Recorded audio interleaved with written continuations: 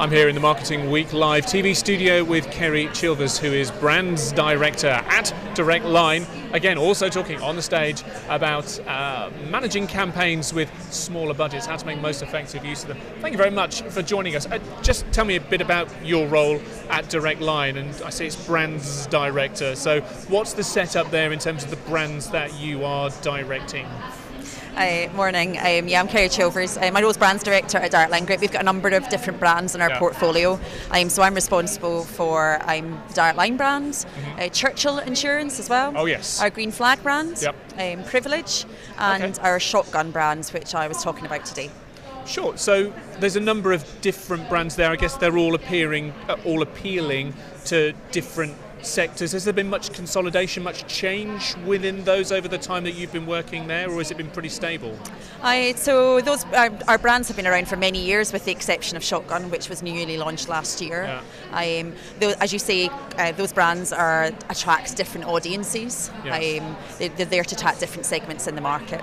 Okay, so let's talk budgets and how to make most effective use of those. I mean, I would think for an organisation of Direct Line size that managing on micro budgets shouldn't be your concern, but you're going to tell me that you've got to make the most of what you've got. So what are your challenges and what were your takeaways, if you like, from the session just now in terms of those with smaller budgets to make the most effective use? So I suppose, first of all, it is really important that no matter how big your budget is, you invest any penny wisely. But you're quite right to point out that I'm normally Direct Line, on our Direct Line and Churchill brands, we have sort of multi-million pound advertising budgets. Yeah. But this morning I was talking about the launch of our Shotgun brand, which is part of our CSR programme to improve the driving performance of newly qualified young drivers. Okay. So we launched Shotgun. We launched Shotgun in January last year, and I was talking about our experience of doing that on a communications budget of just £70,000. We had a slightly larger budget for Shotgun, but one of the important aspects for us is that we saved as much money as possible to invest in the rewards that young drivers would get for driving better. And we wanted to really limit the amount of investment we put into marketing communications, so we could use as much of the budget as we had for young drivers. So what point did you hit in that case to try and make the most effective use of that 70,000 budget then?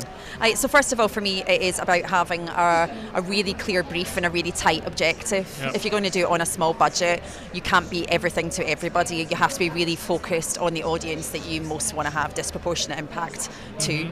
So that's first of all. Secondly, is you really need to understand that audience really well, and you need really clear insight to understand how you can cut through and again have that sort of disproportionate impact. And for us, it was also working with that audience along the way. So we couldn't afford huge big research programs. So a really important thing to make sure everything we did was kind of on the money was to work with our target audience, the young drivers, right the way through. But we did that creatively. We enlisted colleagues, family and friends so that we could do that really cheaply and just kept them involved so we could get their steering the whole way through that piece of work. And I guess creativity is an agile way of thinking around challenges and how to reach your targets, reach your audiences. That's going to have to be one of the keys when you're limited with budget, yeah? Absolutely. Creativity, and for us, bravery. We were trying to talk to young drivers about road safety, which isn't really a topic that they want to engage in. And we also knew we had to do that very differently. Everything we'd learned from road safety campaigners and industry bodies was that the usual scare tactics really don't work because those drivers just think they're invincible. So we knew that we had to do something quite different, and to get them engaged in a topic on driving performance, we had to do something particularly brave. And a little bit on now from when you launched that, how have you judged your success? We are really a bit blown away actually by the success we've had.